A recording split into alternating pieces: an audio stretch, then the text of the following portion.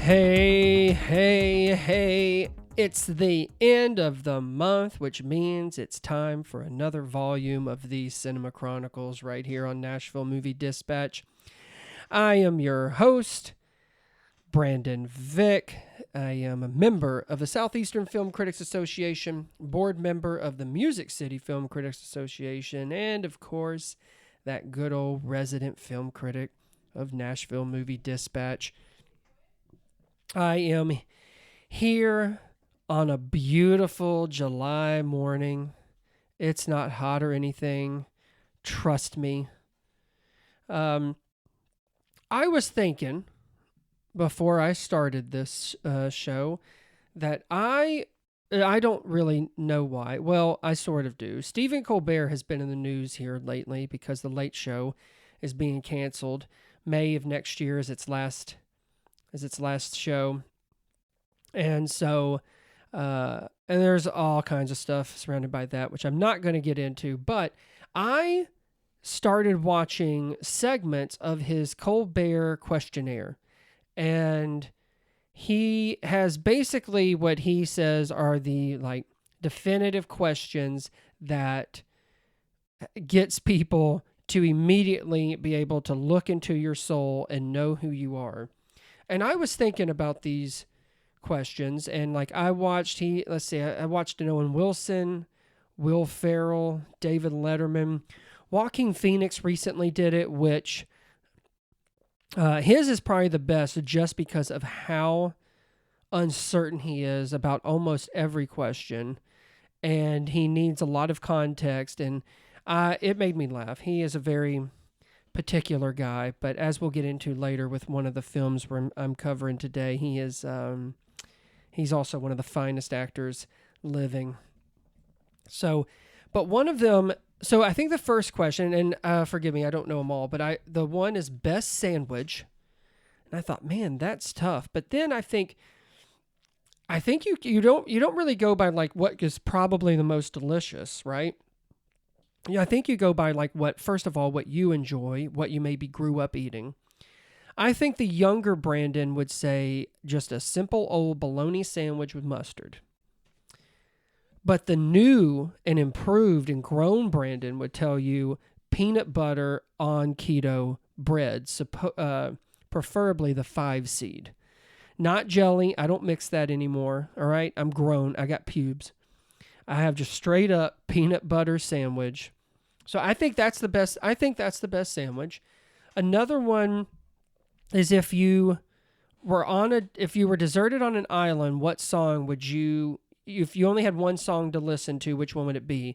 And he prefaces by saying that it doesn't mean that it runs continuously. It's just whenever you're going to listen to music, it's only this song. And that to me is a really tough one, because there's at least a few where no matter what, when it comes on, it's meant to be sung. But I really think I would go Georgia Satellites. And the name has slipped my mind, but keep your hands to yourself. That's it. There's just something about it. I don't really want a slow song. Not if I'm already deserted on an island. I'm assuming I'm not living my best life. So I need something just to keep me up, keep me hopeful. So I think that's the one I would go with. Another one that he asked is the best action movie, and that's impossible to answer. So many good ones out there, so many classics. That's just a really tough one. If I could answer that, maybe I say all 4 John Wicks put together. Maybe I just go with John Wick 1, 2, 3, 4. Another one that and I hope all of you are answering this as we go along. Another one is your first concert. And I don't think I know my first concert. Some people had some really good ones. Beach Boys was one of them. I think that was maybe Letterman's. Owen Wilson's was the Rolling Stones. Mine, there's two pop into my head, and I don't know which one was first. It was either seeing Alan Jackson at Bridgestone Arena when it first opened, which I guess would have been the Gaylord Entertainment Center, the GEC for us locals. Or there used to be a spot called Starwood that was like the only outdoor venue. And it was, that's where a lot of people went. But I remember seeing Mary Chapin Carpenter and Keith Urban opened for her. And so I think it was one of those two. So I think what I've learned by going over some of these is I'm glad I'm not on TV answering these, because I think people would have just turned the television off and gone to bed like super early. So, but I was just thinking, man, some of these questions are like, oh, yeah, what was that? And what is considered maybe the best sandwich? Oh, another one, which is probably the easiest question, is window or aisle? Aisle, every time. I don't care what's going on outside. I don't need to know what's going on outside, but let me tell you, I need elbow room, and when my tummy starts to hurt, I need to get up and run to the bathroom. I don't need to be jumping over people, riding on their groins. So, but anyway, I was thinking about that and thought, you know what? I could answer some of these questions, Colbert. And so there you have it. There you have it. You know what? I think that's probably enough for now. Let's get into the 3 films that we're going to talk about today. And I would like to start about this comedy that I watched about a fisherman and a hook. I'll tell you about it. Come on back.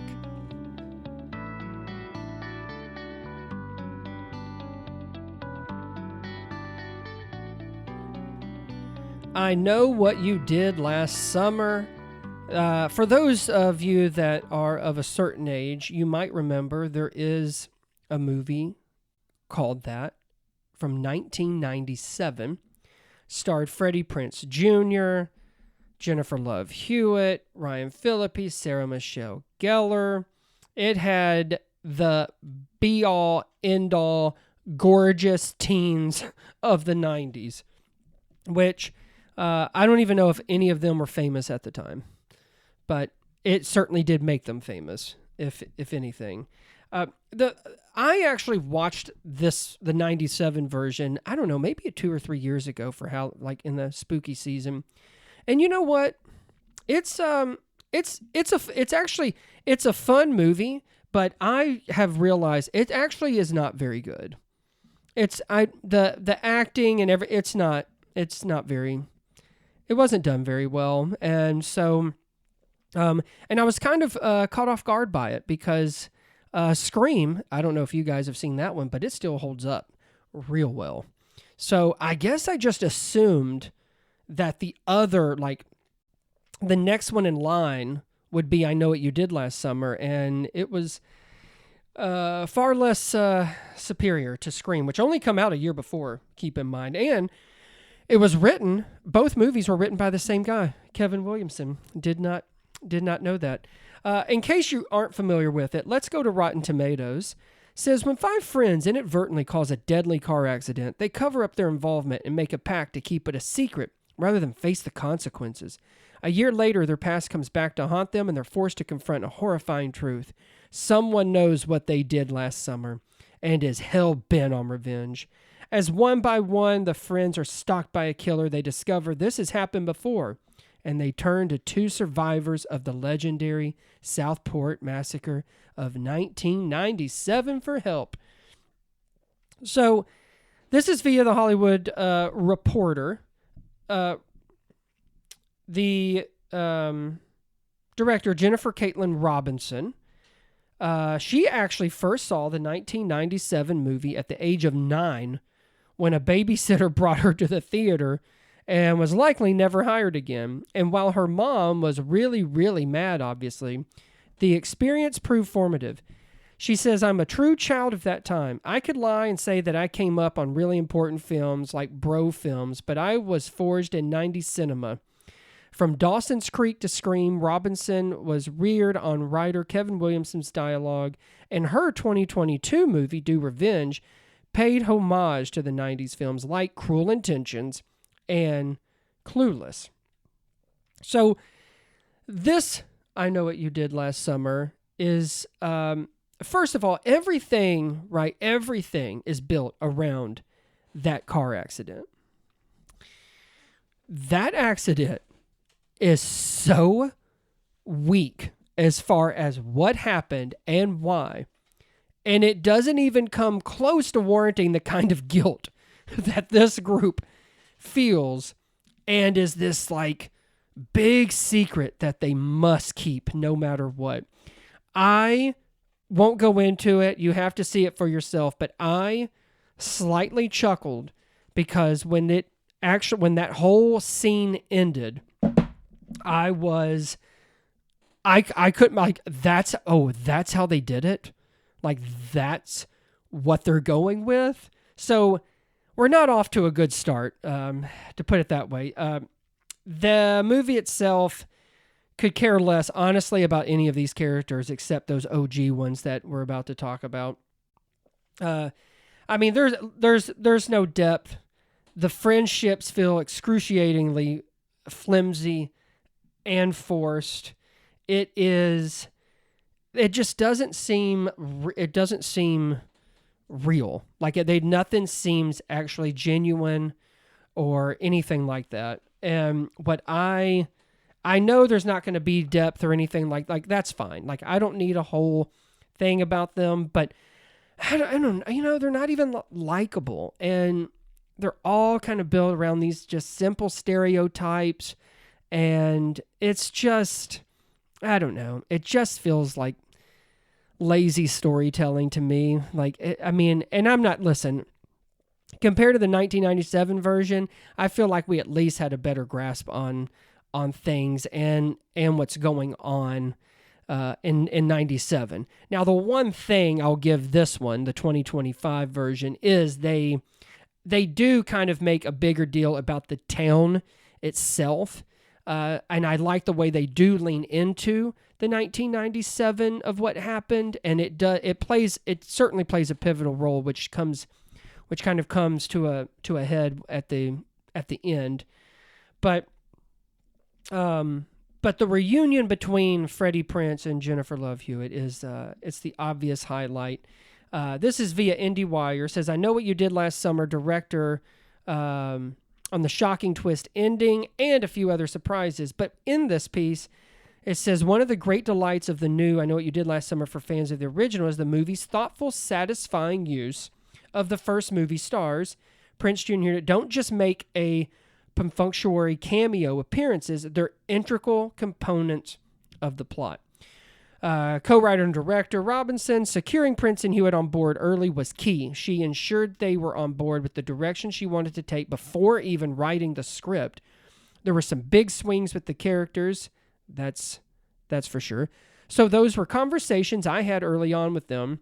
Robinson told IndieWire on an episode of their Filmmaker Toolkit podcast, I didn't want to run in a direction that one or both of them would have disliked, which, hey, listen, good call, considering what this story would have been without them. It would have been worse, in case anybody wants to know. It would have been much worse. The scares are scarce, and it's just sort of like the average kills. Like I was reading some early reactions about all these like thrilling and gnarly kills, and I mean maybe a few, but I didn't really think they were really much to kind of ride home about. I just didn't really, I mean, it's kind of the way you think someone would die from some fisherman with a hook. I don't really know what we were expecting there. The final twist, so I'm not going to reveal that here. That's probably the only fun part about this whole thing and why you're willing to sit through it. But the final twist is interesting and apparently has become quite controversial. But I dug it. it's about the only thing I dug. But as Robinson said in that IndieWire piece, it's a big swing that I will say doesn't completely reward you for sitting through all this this mess, though it's at least a real risk that was taken by Robinson, and it's probably the only one that was really taken. So, again, I won't reveal it, and I think, I will say this, I think a part of it you might see coming. I don't know if one is going to be all that surprising. But the next one is, I think, rather shocking, but the motive I really liked. I think we could have added more leading up to it, but the reason I liked. So I'll just leave it at that. Julie, who is played by Jennifer Love Hewitt, one of the things she says is that nostalgia is overrated. And I just thought that's pretty laughable considering that's all that this legacy sequel has going for it. So it might be overrated, but I would think Robinson in this movie should also probably appreciate it. I Know What You Did Last Summer 2025 gets a VIX Flix rating of 2 out of 5 stars. And coming up next, a fun Wild West movie about COVID.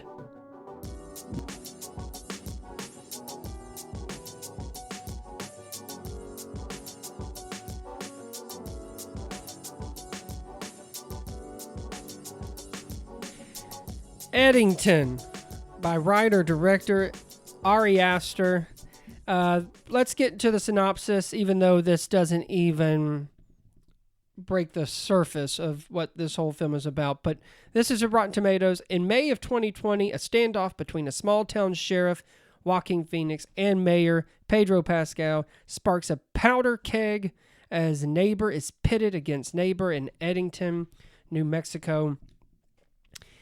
Eddington is a sharp and satirical modern Western that's, first of all, it's intentionally divisive and has high hopes in getting you riled up. Aster, listen, I mean, this is one of the biggest compliments I can give him. He's a shit stirrer and probably the greatest pandemic set film that is equally brilliant and bleak. This is a part of the IndieWire review. And I just wanted to share it because it really hones in on, I think, what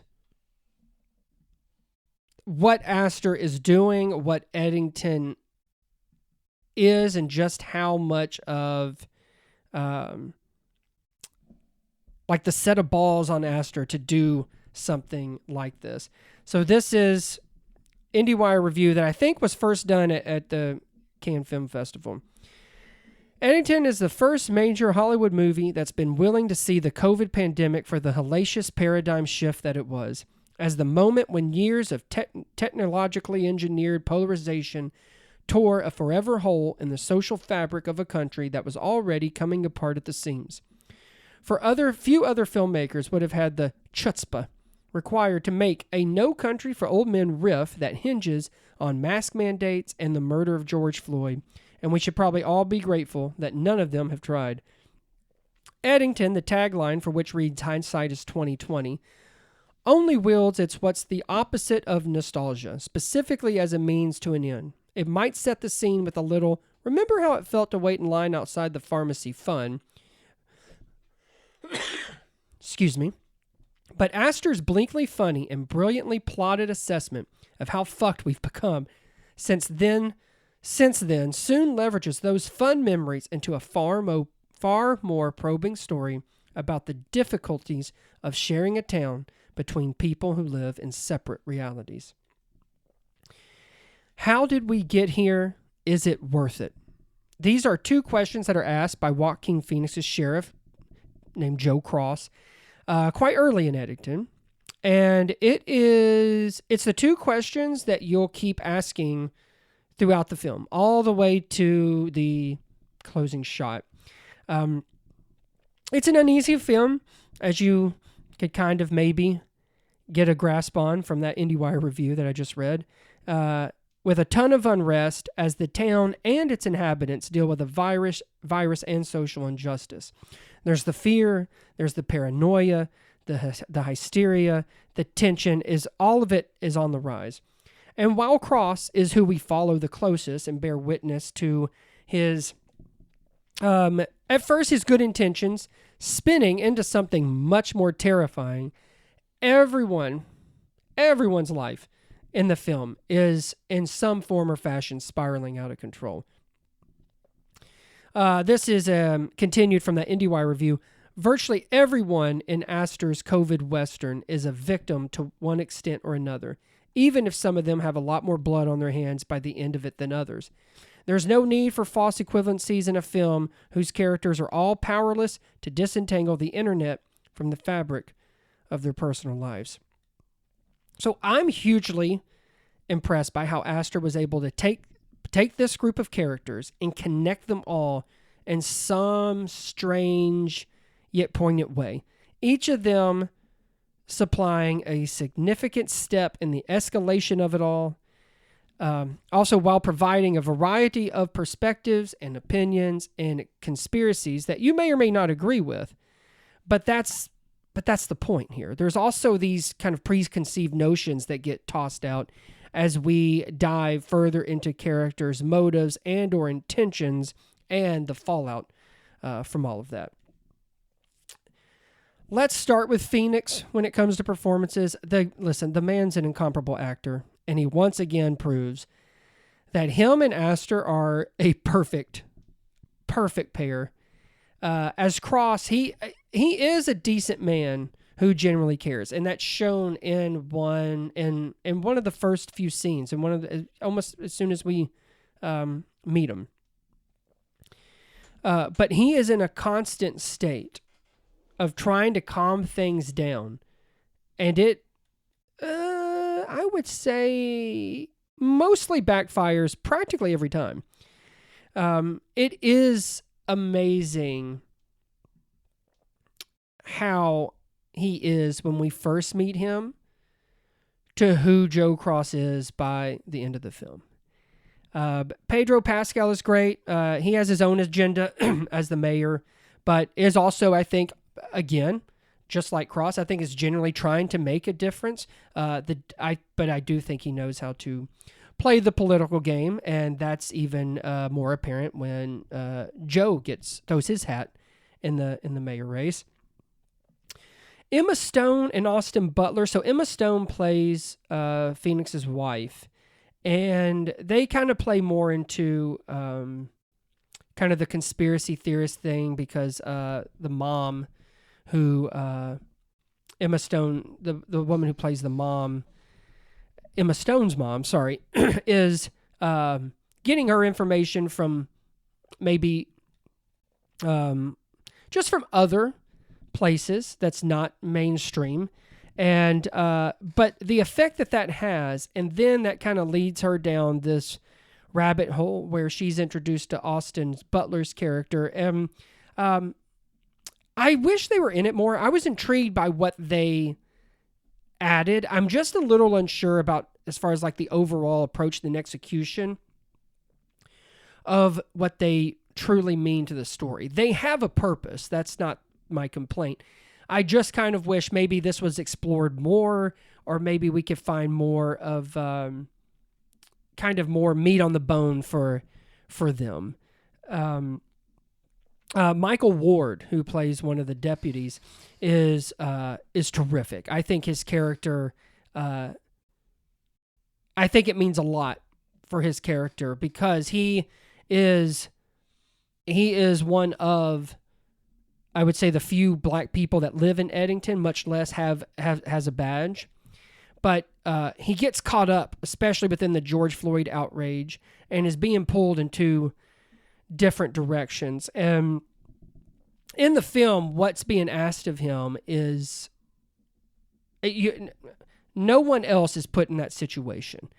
And then what happens as protests and this uneasiness is on the rise, and what that does and how it changes opinions and it changes perspectives on the people that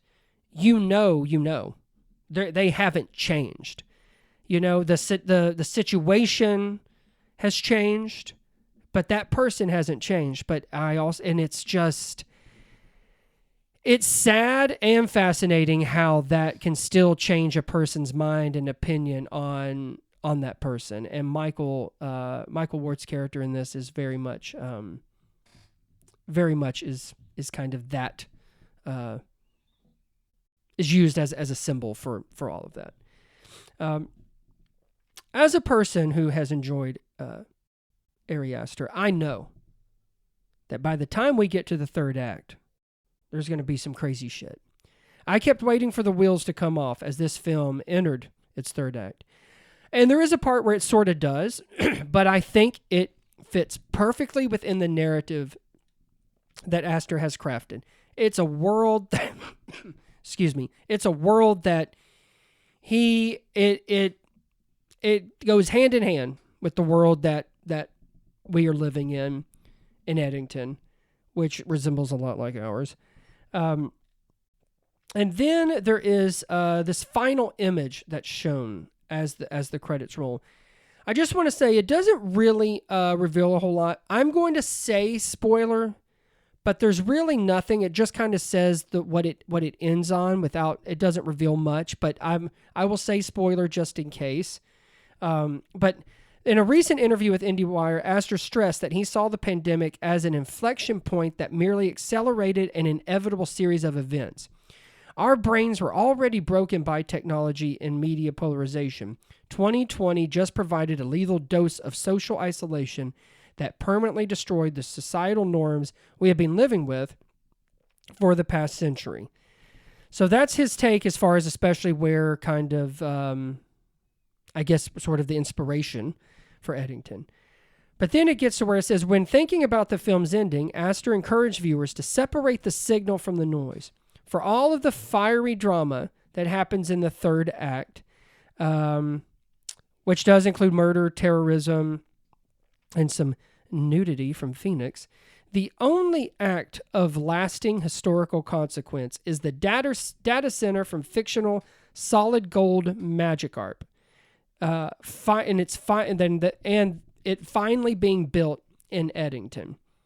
The finale offers a neat bookend as the film opens on the site of the proposed data center, but it also illustrates just how pointless all of the characters' suffering was. These people destroyed their marriages, friendships, businesses, and homes for the sake of a politically divisive content they watched on their phones. But anybody looking at the town from the outside would only see another victory for a big tech company.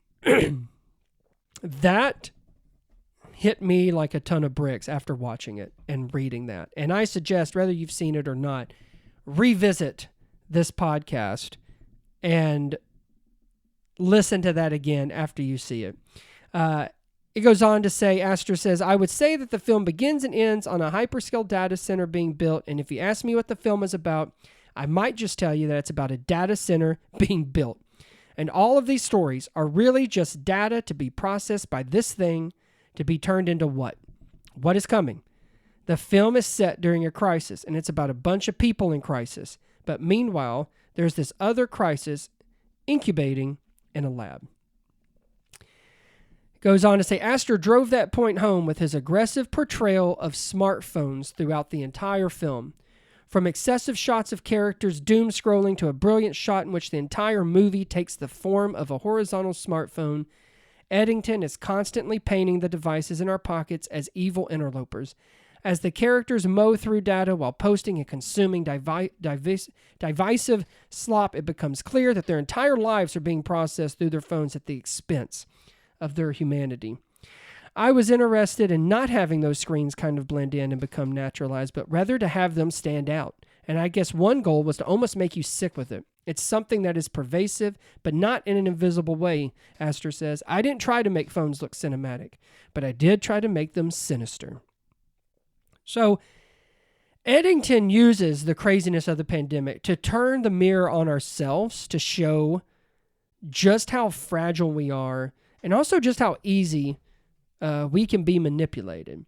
Talking about with the cell phones, you can see how like these algorithms are formulated and what's being fed to us and what we are liking, what we respond to. And it's amazing. Now, I think a lot of information has come out since the pandemic, so I think algorithms and everything is is kind of more of a known thing. But there's also where there are some situations that happen within the movie, and then you end up seeing it within the context of a cell phone and on social media, and they are completely taken out of context. There's a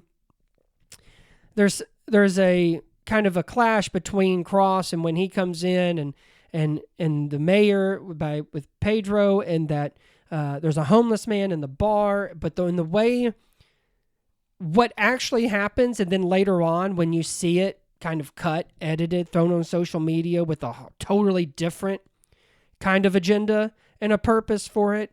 And the fact is like that happens all day, every day. And the thing is that most of us take it for what it's worth when we shouldn't. And so, again, so relevant, but also so clever in what Astor is trying to say and how he's getting that across. It's something that I don't every single person will be able to identify with. I also don't want anyone to think this is just a bummer of a movie, because the film is also darkly comedic, with a few scenes that instantly actually pop into my head. And one involves a kid talking to his parents about the Black Lives Matter movement and kind of diving into that and explaining how he sees that movement. And the reaction from his father is hilarious. And I'm also pretty sure those exact conversations and reactions have occurred in households across this country. With Eddington, I don't think anyone is left unscathed. It's utterly fascinating, frightening, and fucked up, because whether we like it or not, it's the world that we live in post-COVID.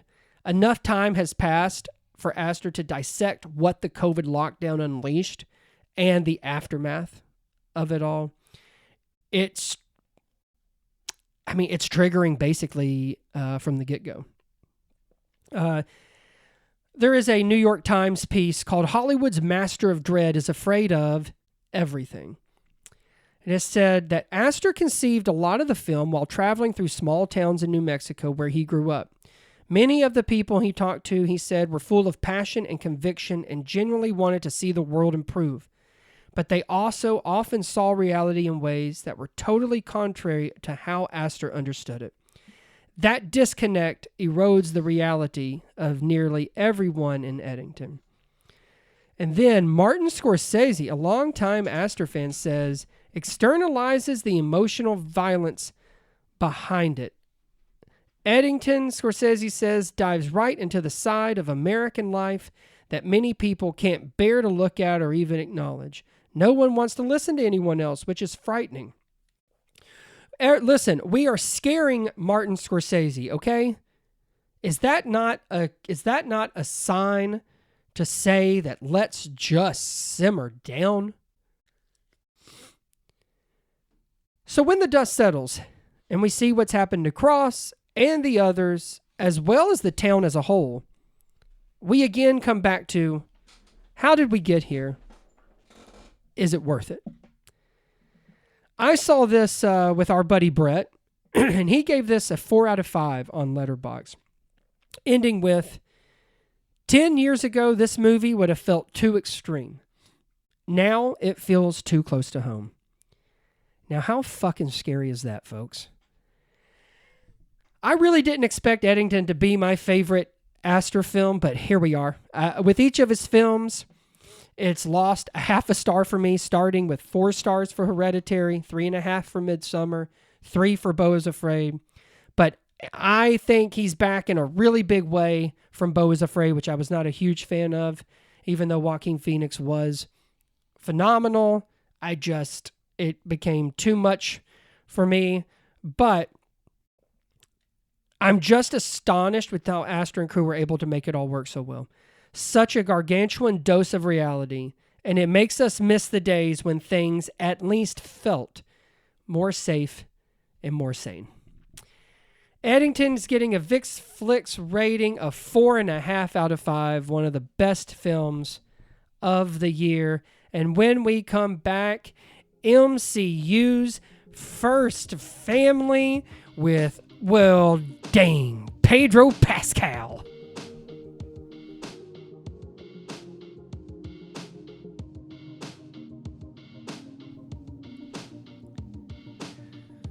The Fantastic Four First Steps. This is, Marvel's 3rd movie of 2025? And then, if I'm not mistaken, I don't think anything comes out until next July for the new Spider-Man movie. But hey, good news. This Fantastic Four movie is the best Fantastic Four movie ever. And I know what you're thinking. Yeah, no shit. Have you seen those other ones? So let's hit Rotten Tomatoes real quick. Set against the vibrant backdrop of a 1960s-inspired retro-futuristic world, Marvel Studios' Fantastic Four First Steps introduces Marvel's first family, Reed Richards, Mr. Fantastic, Sue Storm, Invisible Woman, Johnny Storm and Human Torch, and Ben Grimm and The Thing as they face their most daunting challenge yet. Forced to balance their roles as heroes with the strength of their family bond, they must defend Earth from a ravenous space god called Galactus and his enigmatic herald, Silver Surfer. And if Galactus' plan to devour the entire planet and everyone on it weren't bad enough, it suddenly gets very personal. So this is directed by Matt Shakman. This is... I think it's a stellar sci-fi adventure that's pretty fantastic on practically every level. Marvel's first family is, of course, about family. It's the heart of the movie and brings the emotional weight to the story. First of all, like Superman a few weeks ago, this one does not have an origin story, and honestly, I don't mind it. I'm cool with it. I don't need to know how they did all of it. They do a nice little run-through at the beginning, and then the movie actually starts 4 years after their cosmic mishap and when they got their fun powers. You also don't need to have watched the hundreds of other Marvel stuff to understand this one or keep up, so thank God. This actually just stands on its own, which is refreshing. As far as the story itself, there are times where the flow does feel uneven, and it is stepping right into that standard MCU machine, the structure of it all, going through kind of that same old routine. But the cast, so Pedro Pascal, Vanessa Kirby, those other people. Joseph Quinn from Stranger Things, and is it Eben Moss Backrack? Anyway, he's from The Bear. They're all great. The chemistry between them is great. There's the charm, there's the humor, there's the vulnerability. It's all, I would say almost all of it is different from the other portrayals that we've seen in those other movies. Vanessa Kirby, I think, is a standout. She is becoming a mother in the movie, which plays a huge part, as well as Reed becoming the dad. And, he's kind of set up to try and figure everything out and must, whatever problems there is, he can find a solution. And he has to, there's a great scene where he sort of says he has to think of the worst possible outcomes and then how to fix it. And when you're talking about, your family, that's, how scary. That's about as frightening as it gets. Joseph Quinn's Johnny Storm, I really liked. He's obviously has some of the funner line deliveries. And then the bear, Eben Moss, I'll just say Eben Moss, he plays the thing. So most of it obviously is voice work, but I really liked what he does with the thing, and Storm and things kind of chemistry in there. They have some pretty little fun banter stuff. So they all work really well together, and they fit really, really well. And the style of the movie, that retro 60s, sort of like the Jetsons, is wonderful. I can't really remember the last time a Marvel movie had this sort of like impeccable production design, but this one definitely brings it, and it really separates itself from a lot, if not all, of the Marvel stuff that has come before it. So the story, again, it has its missteps, but the cast, what they're able to do with these characters, especially since they are kind of going to be leading the way, I think, from here on out with the beginning of Phase 6, and that chemistry, I think without it, you have nothing, but they have all of it. And then you're talking about the style, I think, is really where that's the movie's superpowers. The visual effects, it mostly has superb visual effects. I think the weirdest part where it really caught my attention on this could have been better is the part where Reed and Storm, when people are carrying their baby, it looks really strange. I get why it might look a little off when like the thing is carrying him, but it seems like any time that baby is. So I guess the problem is with that damn baby, and maybe they should have done a little more work with them. Villains. The villains always seem to be a kind of a weakness for Marvel movies.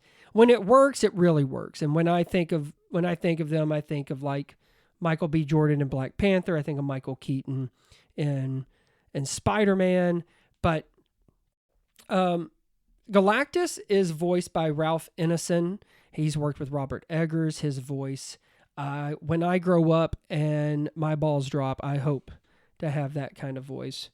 Probably won't happen, considering that when I call people on the phone, they say yes, ma'am. And then there's Silver Surfer, played by Julia Gardner from Ozark.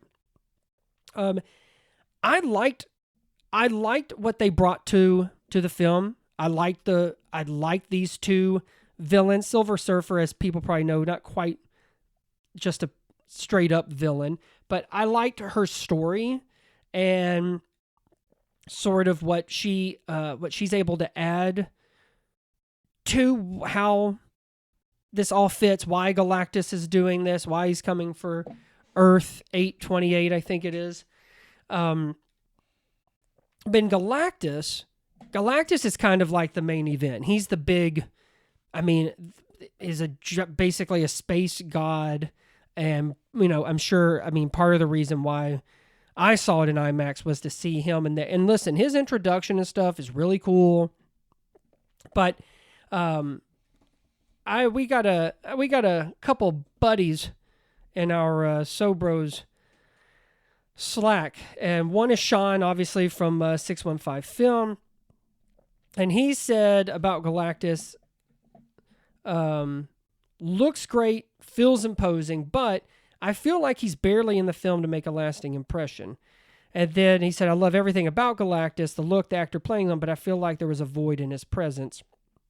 And then our buddy Zach said Galactus needed some Thanos gravitas. And I agree with both of these gentlemen. I think that for what Galactus stands for and what he is and the threat that he brings, you don't really feel it. Like, his physical presence is,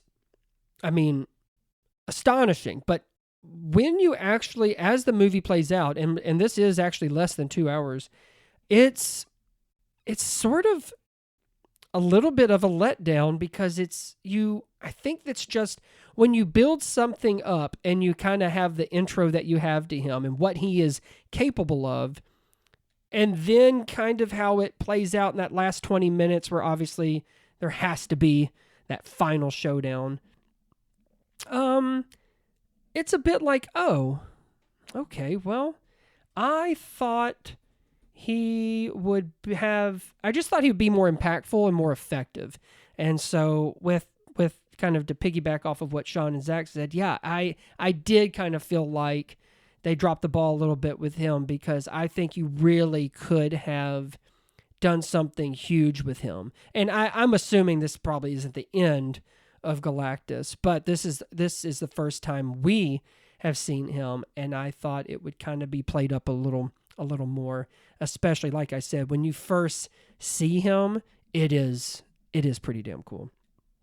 And Michael Giacchino's, I'm sure he's Italian, just the way I said it. His score is first rate. It's very effective. He's done Pixar stuff. He's done Star Wars stuff. He's done Marvel stuff. He's done it all. It really kind of adds to the overall kind of wonder of what this film brings, especially within, like I said, its characters and its setting, but also the risk that's at hand, the danger that awaits. It's also very much of a highlight of the Fantastic Four, the first steps.